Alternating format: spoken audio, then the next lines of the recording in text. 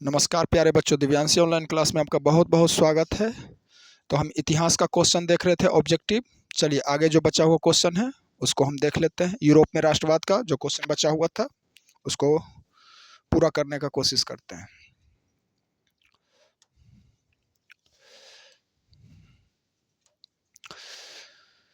उन्नीस क्वेश्चन तक हम बता दिए थे। 19 क्वेश्चन हम प्रीवियस ईयर का कंप्लीट करा चुके हैं और 20वें क्वेश्चन से देखते हैं। 20वां क्वेश्चन बोल रहा है कि रक्त और लौह की नीति का अवलंबन किसने किया था। देखिए, रक्त और लौह की नीति का अवलंबन किसने किया था। तो हम आपको प्रीवियस क्लास में भी बता चुके हैं, डिस्कशन में बता दिए थे कि रक्त और लौह नीति का अवलंबन किसने किया था। बिस्मार्क किए थे। किसने किए थे? बिस्मार्क किए थे। जर्मनी के एकीकरण कर रहे थे ना, तो यही बिस्मार्क रक्त और लौह नीति का अवलंबन किए थे। ठीक है, चलिए इसका डिस्कशन देख लेते हैं। रक्त और लौह की नीति का अवलंबन auto von Bismarck, auto one इनका पूरा नाम है, ऑटो वन बिस्मार्क ने किया था। यह नीति जर्मनी के एकीकरण को शक्ति, युद्ध और सैन्य बल से प्राप्त करने की रणनीति थी, सेना बढ़ाना। ठीक है, बिस्मार्क का मानना था कि बड़े बदलाव भाषणों से नहीं बल्कि रक्त और लौह से होती है। उसने पर्सिया की सेना को मजबूत किया और 3 युद्धों के माध्यम से जर्मनी को एकीकृत किया। इस नीति ने बिस्मार्क को जर्मन एकीकरण का शिल्पकार बना दिया। समझ गए क्वेश्चन अच्छा से? आपको दिक्कत नहीं होना चाहिए, पूछा हुआ क्वेश्चन है, एग्जाम में आ सकता है। चलिए नेक्स्ट क्वेश्चन देखते हैं। नोट करना है तो नोट कर लीजिए इसको अच्छे से,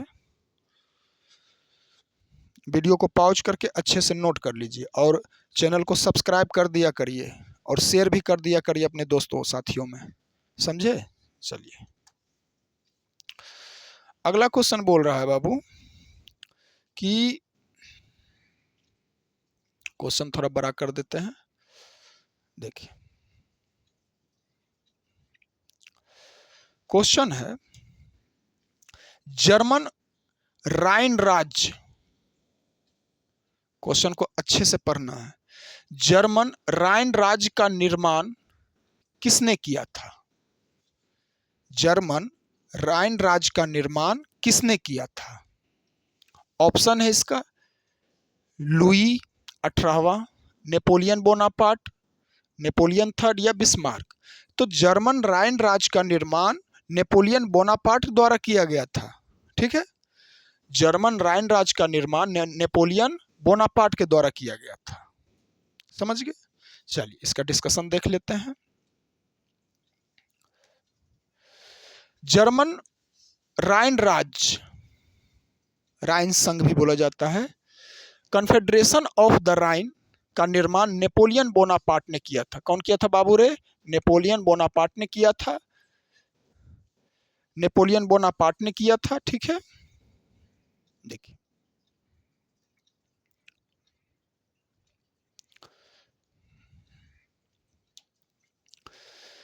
उसने 1806 में यूरोप में, 1806 में ध्यान रखना है, 1815 में तो 14 में तो हार ही गए थे, 1815 में वियना सम्मेलन हुआ था।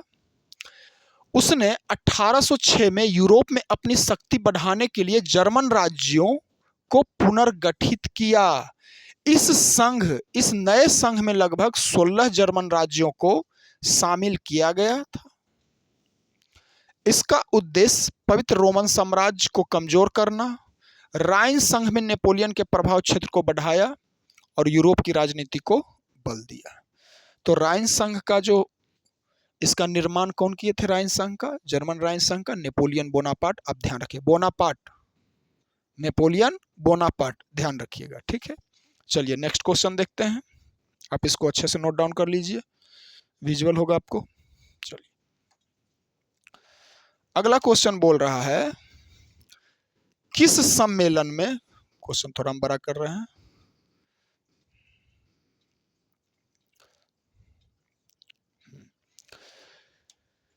किस सम्मेलन में जर्मनी की क्षतिपूर्ति राशि कम की गई? बहुत इंपॉर्टेंट क्वेश्चन, जितना भी पढ़ा रहे हैं सब इंपॉर्टेंट है। क्वेश्चन बोल रखा है कि किस सम्मेलन में जर्मनी की क्षतिपूर्ति राशि कम की गई? ऑप्शन ए है क्योटो सम्मेलन, ऑप्शन बी है वियना सम्मेलन, ऑप्शन सी है रियो डी जेनेरियो सम्मेलन, और ऑप्शन डी है लाउजेने बोलते हैं लॉसने सम्मेलन। तो जर्मनी की जो क्षतिपूर्ति है ना, उसका जो राशि कम किया गया था वो है लॉजने सम्मेलन में। Option number D is right answer. Question बोल रहा है, ध्यान से सुनिए, आपको सुनते सुनते ही याद हो जाएगा। किस सम्मेलन में जर्मनी की क्षतिपूर्ति राशि कम की गई? तो लॉजने सम्मेलन में। चलिए डिस्कशन देख लेते हैं। लॉजने सम्मेलन क्या है, देखिए इसको अच्छा समझते हैं।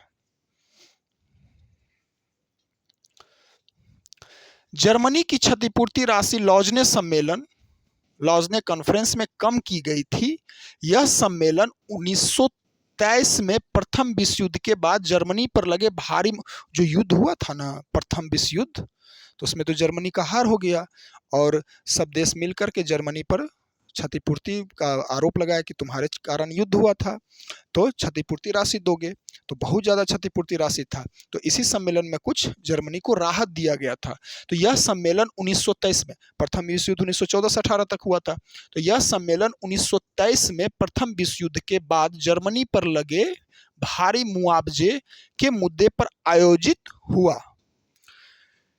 युद्ध के बाद जर्मनी आर्थिक संकट, ध्यान दो, युद्ध के बाद जर्मनी आर्थिक संकट, बेरोजगारी, मुद्रा अवमूल्यन से जूझ रहा था। युद्ध होने का तो हो जाता है, लेकिन युद्ध के बाद बहुत ज्यादा परेशानी होता है। इन परिस्थितियों को देखते हुए मित्र राष्ट्रों ने, कौन? मित्र राष्ट्रों ने उसकी क्षतिपूर्ति राशि कम करने का निर्णय लिया। इस सम्मेलन के बाद जर्मनी पर आर्थिक बोझ कम हुआ और उसकी अर्थव्यवस्था को स्थिर करने में मदद मिली। तो लॉजने सम्मेलन समझ में आ गया। जर्मनी की क्षतिपूर्ति कम करने के लिए सम्मेलन किया गया था। कब किया गया था? तो यह सम्मेलन 1923 ईस्वी में किया गया था। ठीक है, चलें आगे। चलिए नोट डाउन करना है, नोट डाउन कर लीजिएगा, आगे देखते हैं। अगला क्वेश्चन है बाबूरे, हीगेल किस देश का दार्शनिक था? हीगेल जो है किस देश का दार्शनिक था? देखो क्वेश्चन थोड़ा और बड़ा कर देते हैं। हीगेल जो है किस देश का दार्शनिक था? France, Italy, Germany, Austria. Germany के थे। कहाँ के थे हीगेल? जर्मनी के दार्शनिक थे, फिलोसफर थे। चलिए देख लेते हैं। जर्मनी के प्रसिद्ध दार्शनिक था हीगेल। हीगेल जर्मनी के दार्शनिक थे। वह 19वीं शताब्दी के सबसे प्रभावशाली आदर्शवादी दार्शनिकों में से एक माना जाता है हीगेल को। हीगेल का दर्शन द्वंद्ववाद के सिद्धांत पर आधारित था।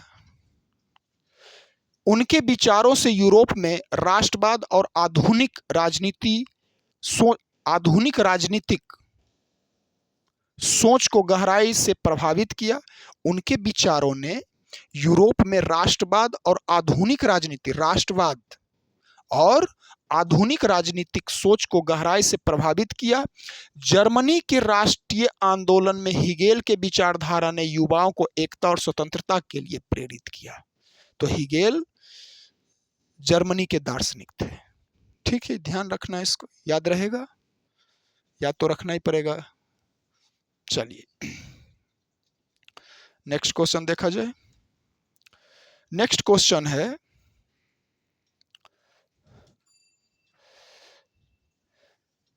वियना कांग्रेस का मुख्य उद्देश्य क्या था? 1815 में जो वियना कांग्रेस हुआ था, वियना कांग्रेस का मुख्य उद्देश्य क्या था? नेपोलियन को हराने के बाद वियना सम्मेलन आयोजित किया गया था। उसका मुख्य उद्देश्य क्या था? गणराज्यों को पुनर्स्थापित करना, लोकतंत्र को पुनर्स्थापित करना, राजतंत्र को पुनर्स्थापित करना, या इनमें से कोई नहीं? Option number C is right answer, राजतंत्र को पुनर्स्थापित करना। वियना सम्मेलन का जो उद्देश्य था वो राजतंत्र को पुनर्स्थापित करना था। क्लियर है यहां तक? चलिए आगे देखा जाए, इसका डिस्कशन देख लेते हैं। वियना सम्मेलन जो था बाबू, देखो वियना कांग्रेस 1815 का मुख्य उद्देश्य यूरोप में नेपोलियन की हार के बाद पुराने राजतंत्र को पुनर्स्थापित करना था। नेपोलियन युद्धों से यूरोप की राजनीतिक व्यवस्था अस्थिर हो गई थी, जिसे फिर से संतुलित करना जरूरी था। इस कांग्रेस में प्रमुख देश ऑस्ट्रिया, रूस, पर्शिया और ब्रिटेन ने मिलकर राजनीतिक सीमाओं का पुनर्नियोजन किया। राजनीतिक सीमा का पुनर्नियोजन किया। इसका उद्देश्य यूरोप में क्रांति और लोकतांत्रिक आंदोलन को रोककर राजाओं की सत्ता को मजबूत करना था। राजा ही रहे, ठीक। वियना कांग्रेस ने शक्ति संतुलन, बैलेंस ऑफ पावर की नीति अपनाई ताकि कोई भी राष्ट्र अत्यधिक शक्तिशाली नहीं बन सके। वियना कांग्रेस का जो मुख्य उद्देश्य था राजतंत्र की स्थापना करना। मुख्य तो सभ्य था, शक्तिशाली नहीं बने ये, ठीक है। इसका उद्देश्य यूरोप में क्रांति और लोकतांत्रिक आंदोलन को रोककर राजाओं की सत्ता को मजबूत करना था। वियना कांग्रेस का उद्देश्य समझ में आ गई बात? अच्छे से समझ गए। वियना सम्मेलन या वियना कांग्रेस क्या था? 1815 ईस्वी में हुआ था। नेपोलियन बोनापार्ट को हराने के बाद हुआ था ये, ठीक। चलिए आप बहुत ही अच्छा ये नोट है, आप इसको कॉपी में नोट कर भी सकते हैं, ठीक है। चलिए अगला क्वेश्चन देखा जाए। आप इसको, हम हट जाते हैं बोर्ड से, आप इसको नोट कर लीजिए। अगला क्वेश्चन देखा जाए। अगला क्वेश्चन है बाबू रे, देखो फ्रांसीसी क्रांति कब हुआ था? क्वेश्चन कह रहा है कि फ्रांसीसी क्रांति कब हुआ, कब हुई? 1879, 1879, 1804, सॉरी 89, 79, 79, 80, 1889, 1889। देखिए फिर से, फ्रांस की क्रांति कब हुई? 1889, 1789, 1804, 1804, 1871 या 1817? तो फ्रांस की क्रांति जो हुआ था, बास्तील वाला याद है? 9 क्लास में पढ़े थे। बास्तील की घटना, जेल तोड़ा गया था? नहीं। चलिए लुई 16वां, नहीं। फांसी पे फांसी दिया गया था, गिलोटीन, ये सब याद है 9 क्लास वाला? तो फ्रांस की क्रांति 1789 में हुआ था। फ्रांस की जो राजक्रांति थी वो कब हुआ था? 1789 को। चलिए डिस्कशन देख लेते हैं। देखिए क्या कह रहा है, समझिए इसको। फ्रांसीसी क्रांति वर्ष 1789, 1789 में हुई थी। यह क्रांति फ्रांस में राजा लुई 16वां, ध्यान रखना बाबू इसको, लुई 16वें, लुई 16 की निरंकुश सत्ता और आर्थिक संकट के खिलाफ शुरू हुई। जनता ने स्वतंत्रता, समानता और बंधुत्व के सिद्धांत को अपनाते हुए राजतंत्र को चुनौती दी। इस क्रांति ने पुरानी सामंती व्यवस्था को खत्म किया और लोकतंत्र की नींव रखी। फ्रांसीसी क्रांति का प्रभाव पूरे यूरोप में फैला और कई देशों में स्वतंत्रता और राष्ट्रवाद की भावना बढ़ी। तो फ्रांसीसी क्रांति वर्ष 1789 में हुई थी। क्लियर है यहाँ तक? नोट डाउन करना, नोट डाउन कर लीजिए आप अच्छे से इसको, क्योंकि बहुत अच्छा कंटेंट है ये। चलिए अगला क्वेश्चन देखा जाए।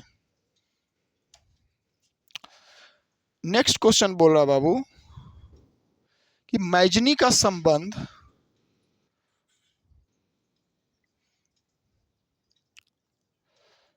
देखो, जब क्लास में आते हो तो थोड़ा एक्सरसाइज किताब से पढ़ लिया करो, बहुत मजा आएगा क्वेश्चन करने में, बहुत ज़्यादा इंटरेस्ट आएगा। ठीक है, एक बार पढ़ लो, एक दो बार समझ में आ जाएगा। कहानी तो है, और जब हम क्वेश्चन कराएंगे ना तो रिलेट करने में आसान रहेगा। क्वेश्चन बोल रहा है कि मैजनी का संबंध किस संगठन से था। एक संगठन से जुड़े हुए थे मैजनी, उनका संबंध किससे था। ऑप्शन है लाल सेना, कार्बोनरी, डाइट, जोल्वेरिन। तो इनका मैजनी का जो संबंध था ना, कार्बोनरी से था। ये कार्बोनरी संगठन से जुड़े हुए थे। ठीक, चलिए डिस्कशन देख लेते हैं। मैजनी का संबंध देखो, मैजनी का संबंध कार्बोनरी नामक गुप्त क्रांतिकारी संगठन से था। मैजनी का संबंध कार्बोनरी नामक गुप्त क्रांतिकारी संगठन से था। कार्बोनरी इटली में स्वतंत्रता और एकीकरण के लिए संघर्ष करने वाला प्रमुख गुप्त समूह था। कार्बोनरी इटली में स्वतंत्रता और एकीकरण के लिए संघर्ष करने वाला प्रमुख गुप्त समूह था। बाद में मैजनी ने इसी विचारधारा को आगे बढ़ाते हुए यंग इटली और यंग यूरोप, मैजनी बता दिए थे प्रीवियस क्लास में, पिछले क्लास में, यंग इटली संगठन भी बनाया। मैजनी का उद्देश्य इटली को विदेशी नियंत्रण और छोटे छोटे राज्यों में बंटवारे से मुक्त करना था। उनकी विचारधारा ने पूरे यूरोप के युवाओं में राष्ट्रवाद की भावना को मजबूत किया। उनकी या उसकी या उनकी जो विचारधारा है ना, उनकी विचारधारा ने पूरे यूरोप के युवाओं में राष्ट्रवाद की भावना को मजबूत किया। क्लियर है। तो मैजनी का संबंध कार्बोनरी नामक गुप्त संगठन से था। क्लियर है। और मैजनी यंग इटली और young Europe, young Italy 1831, young Europe 1834, हम बता चुके हैं प्रीवियस क्लास में। ठीक है, चलिए नेक्स्ट क्वेश्चन देखा जाए। अगला क्वेश्चन है, चलिए क्वेश्चन देखिए, जेना विश्वविद्यालय कहाँ स्थित है। राष्ट्रीय आंदोलन का केंद्र, राष्ट्रीय आंदोलन का केंद्र जेना विश्वविद्यालय, याद रखना, ध्यान रखना, इसको पूछा हुआ क्वेश्चन है। राष्ट्रीय विश्वविद्यालय का केंद्र जेना विश्वविद्यालय कहाँ स्थित है। इटली, जर्मनी, रूस या ग्रेट ब्रिटेन। ब्रिटेन। तो इसका आंसर होगा ऑप्शन नंबर बी, जर्मनी में। जेना विश्वविद्यालय कहाँ है बाबू रे, जर्मनी में। जेना विश्वविद्यालय कहाँ है, जर्मनी में।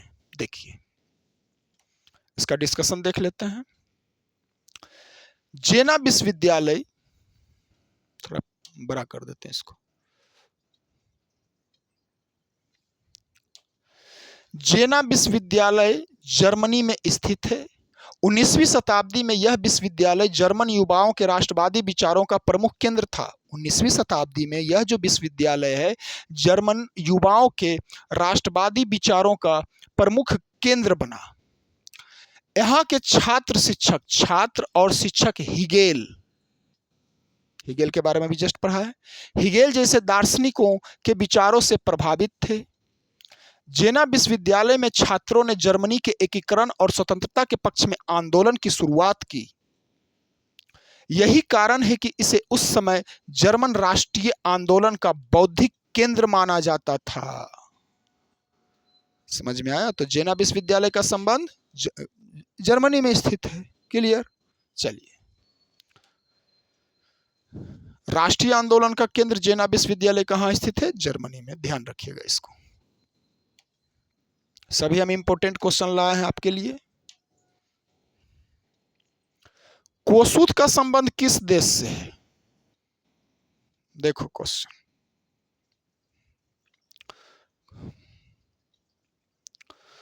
कोसूत, आप जब बुक पढ़े होंगे तो उसमें कोसूत का चर्चा हुआ था। तो आपको यह बताना है कि कोसूत का संबंध किस देश से है। कोसूत का संबंध किस देश से है। ऑस्ट्रिया, यूनान, पोलैंड या हंगरी। हंगरी। कोसूथ किसका संबंध किस देश से बाबू रे? हंगरी से। कहां से? हंगरी से। देखो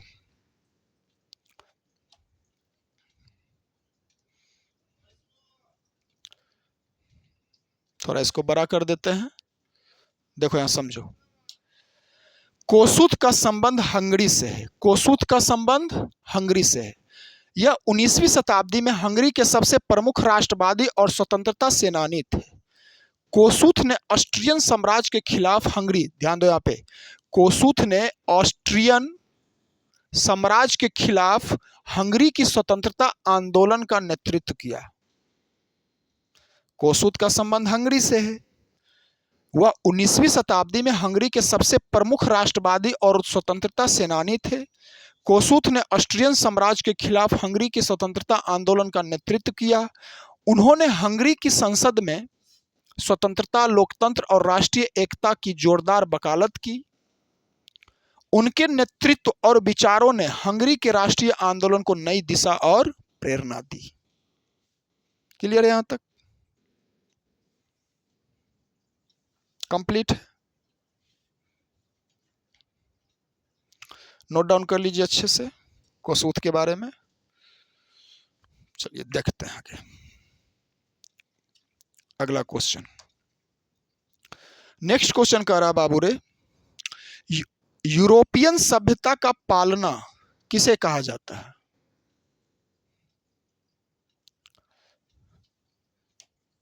यूरोपियन सभ्यता का पालना किसे कहा जाता है? ऑप्शन ए है यूनान, बी है पुर्तगाल, सी है इंग्लैंड और डी है पोलैंड। तो यूरोपियन सभ्यता का पालना यूनान को कहा जाता है। ठीक है, ग्रीस, यूनान। देखते हैं डिस्कशन इसका। देखो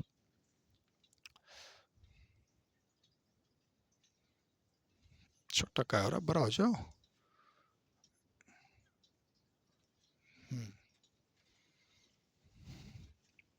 देखो, यूरोपीय सभ्यता का पालना यूनान को कहा जाता है। ठीक है, यूरोपीय सभ्यता का पालना यूनान को कहा जाता है। यूनान में लोकतंत्र, दर्शन, विज्ञान, कला और साहित्य की नींव सबसे पहले विकसित हुई।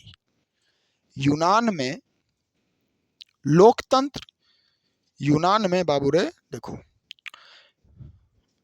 यूनान में लोकतंत्र, दर्शन, विज्ञान, कला और साहित्य की नींव सबसे पहले विकसित हुई। प्लेटो, प्लूटो, अरस्तु, सुकरात जैसे महान दार्शनिकों ने पूरी दुनिया की सोच को प्रभावित किया। ओलंपिक खेल, लोकतांत्रिक शासन, नगर राज की अवधारणा भी यूनान से ही शुरू हुई। ठीक है, इसलिए यूनान को वेस्टर्न सिविलाइजेशन, पश्चिमी सभ्यता या पश्चात सभ्यता का जन्म स्थान माना जाता है। आप इस चीज को अच्छे से नोट डाउन कर लीजिए कॉपी में, नहीं तो एक दो बार पढ़ लीजिए। चले नेक्स्ट क्वेश्चन पे। अगला क्वेश्चन, प्रथम जेनेवा कन्वेंशन कब हुआ था? क्वेश्चन बोल रहा है कि प्रथम जेनेवा कन्वेंशन कब हुआ था? ऑप्शन है 1854, 1864, 1874, 1884। तो 1864 में हुआ था। प्रथम जेनेवा कन्वेंशन 1864 में हुआ था। ठीक है, चलिए डिस्कशन देख लिया जाए। देखिए क्या कर रहा, थोड़ा बड़ा कर देते हैं आपके लिए, अच्छे से विजुअल हो। देखिए, प्रथम जेनेवा कन्वेंशन वर्ष 1864 में हुआ था। यह सम्मेलन, ध्यान से देखो, प्रथम जेनेवा सम्मेलन 1864 में हुआ था। क्यों हुआ था? इसलिए घायल सैनिकों की देखभाल, घायल जो सैनिक थे उनकी देखभाल और युद्ध में मानवता बनाए रखने के लिए आयोजित किया गया। स्विट्जरलैंड के जेनेवा शहर में आयोजित इस सम्मेलन में कई यूरोपीय देश शामिल हुए। इसमें यह तय किया गया कि युद्ध के दौरान घायल सैनिकों को बचाना और उनकी चिकित्सा करना अनिवार्य है। इस कन्वेंशन में बाद में अंतरराष्ट्रीय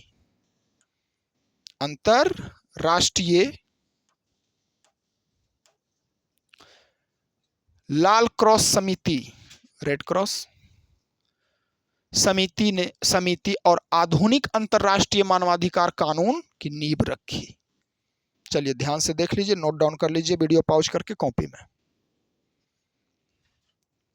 प्रथम जनेवा कन्वेंशन वर्ष 1864 में हुआ था। यह सम्मेलन मानवता के लिए और घायल सैनिकों की देखभाल के लिए, से क्या युद्ध होता था ना, तो सैनिक घायल हो गए तो अमानवीय व्यवहार किया जाता था उनके साथ, बहुत क्रूर व्यवहार किया जाता था, और जो डॉक्टर या नर्स मतलब उनकी देखभाल करते थे उनको भी मार दिया जाता था। तो इसलिए ये सम्मेलन आयोजित किया। प्रथम जनेवा कन्वेंशन हुआ था 1864 में कि घायल सैनिकों की देखभाल और युद्ध में मानवता बनाए रखने के लिए आयोजित किया गया। ये ध्यान रखना है, ठीक है। चलिए नेक्स्ट क्वेश्चन देखते हैं। अगला क्वेश्चन क्या है बाबू रे?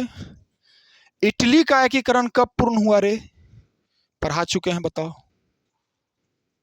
कमेंट सेक्शन में जवाब दो। इटली का एकीकरण कब पूर्ण हुआ? 1861, 1871, 1720, 1817, 1871 में कब हुआ था? इटली का एकीकरण कंप्लीट हो गया था 1871 में। इटली का एकीकरण कब पूर्ण हुआ? 1871 में। चलो देख लेते हैं। देखो यहाँ इटली का एकीकरण वर्ष 1871 में पूर्ण हुआ। थोड़ा बड़ा कर देते हैं, देखो इसको अच्छे से।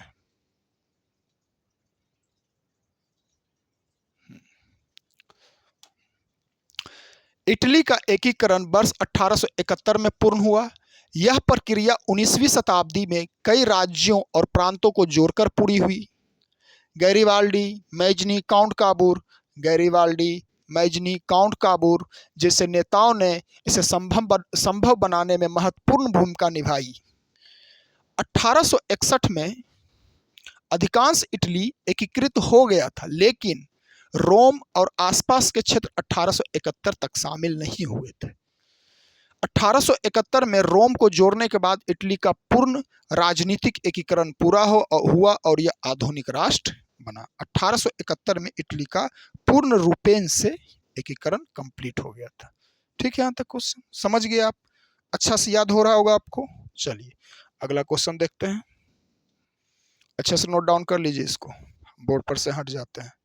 ठीक है, चलिए इटली का एकीकरण वर्ष 1871 में पूर्ण हुआ था। ठीक है, चला जाए अगला क्वेश्चन देखिए। Louis Philippe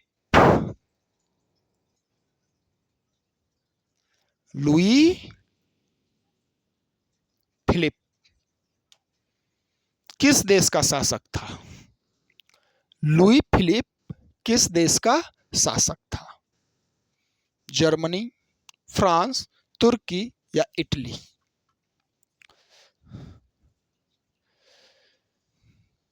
Louis Philippe France के शासक थे। कहाँ के शासक थे बाबू रे? फ्रांस के शासक थे। लुई फिलिप कहाँ के शासक थे? लुई फिलिप किस देश का शासक था? फ्रांस के शासक थे। चलिए डिस्कशन देख लेते हैं इसका। लुई फिलिप जो हैं, लुई फिलिप फ्रांस का शासक था।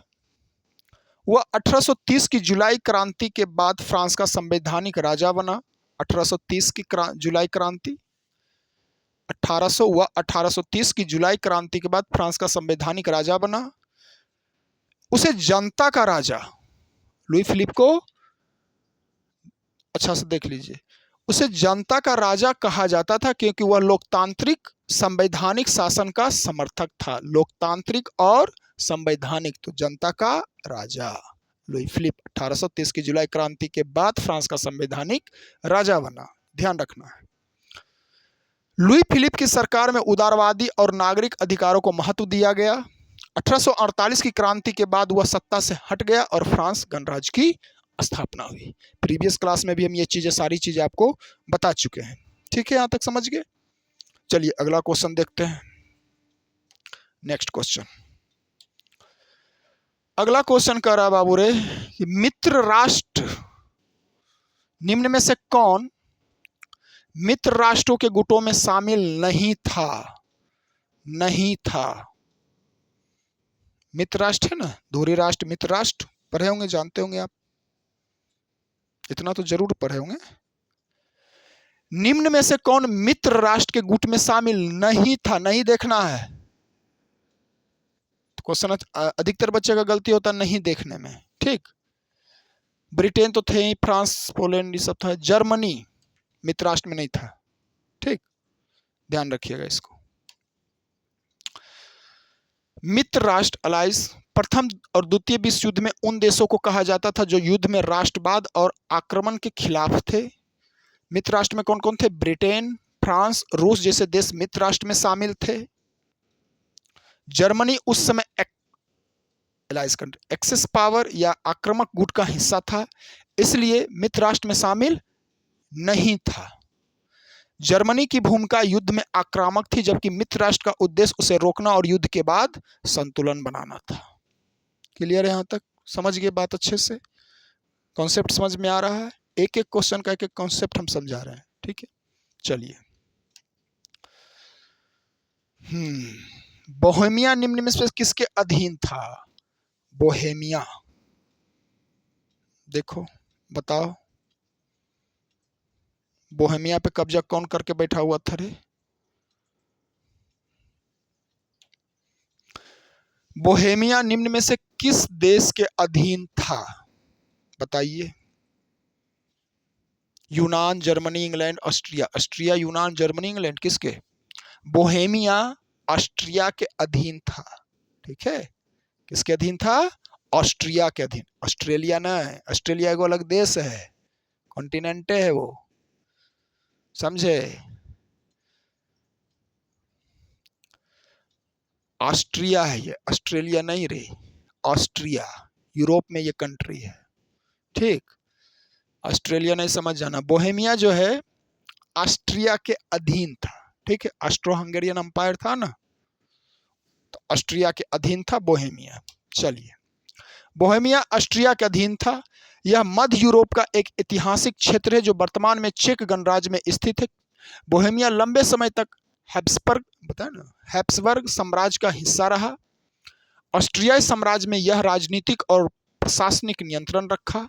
ऑस्ट्रियाई समाज ने यहाँ पे राजनीतिक और प्रशासनिक कंट्रोल रखा, नियंत्रण रखा।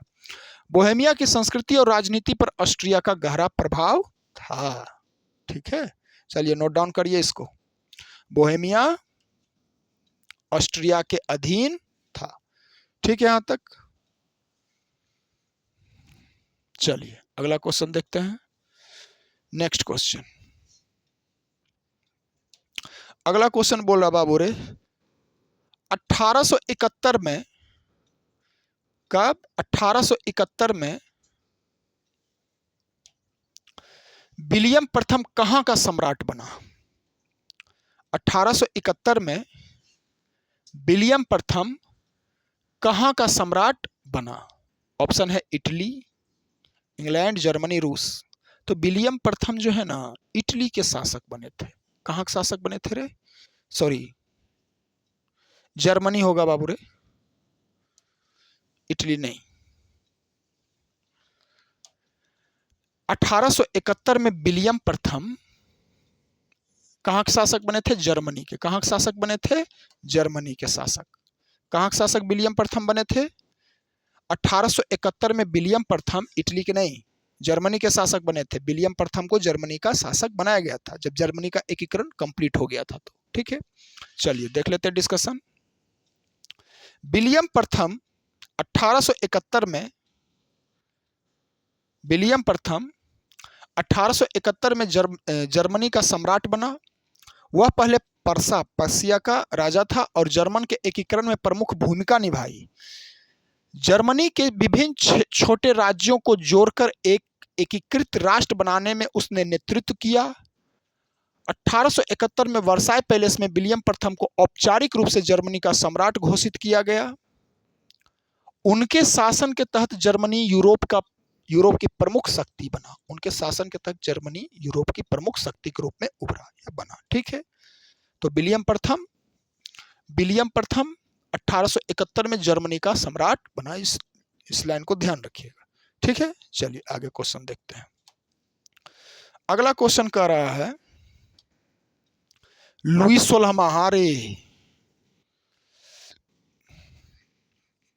1789 क्रांति 1789 ना 17 अभी पढ़ाए थे ना 1789 की जो क्रांति हुआ था फ्रांस में हुआ था। और लुई 16वें को ना फांसी नहीं गिलोटीन होता है ना, ऐसे मूड़ी रख देगा ऊपर से आरी गिरा देता था, मूड़ी कट गया। ठीक है, गिलोटीन पे चढ़ा दिया था। कब? इनको शायद 21 जनवरी को 1793 को। कब रे? 1793 को। राजा है, फ्रांस के राजा हैं लुई 16वां। सोचो, गिलोटीन पे चढ़ा दिया। समझ रहे हो? लुई 16वें को फांसी कब दी गई? 1793 में। कब दी गई बाबू रे? 1798 होना चाहिए। 1798 एक सेकेंड। हाँ नहीं 1793 ठीक तो है। 1793 को कब दिया गया था लुई 16वें को फांसी? 1793 ईस्वी को। कब दिया गया था? 1793 में। ठीक है, नहीं सही है। 21 जनवरी 1793 को दिया गया था इनको। चलिए, राजा को फांसी पे लटका दिया था।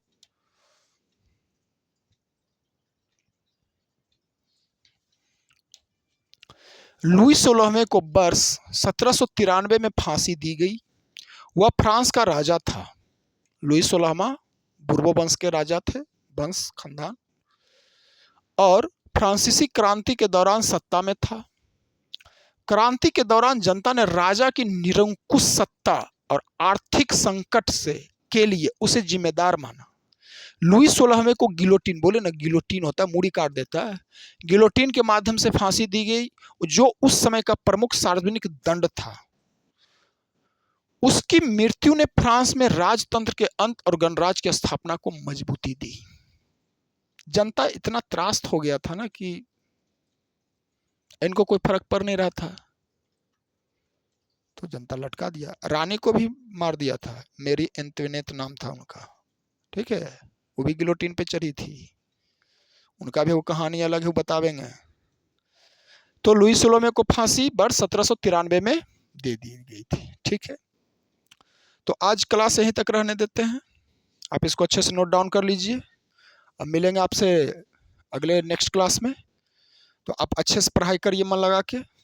बहुत सारा वीडियो बना दिए हैं, आप अच्छे से वीडियो देखिए, नोट बनाइए, मन लगा के पढ़ाई करिए और अच्छे नंबर लाइए। ठीक है, तो तब तक के लिए जय हिंद। मिलते हैं अगले क्लास में।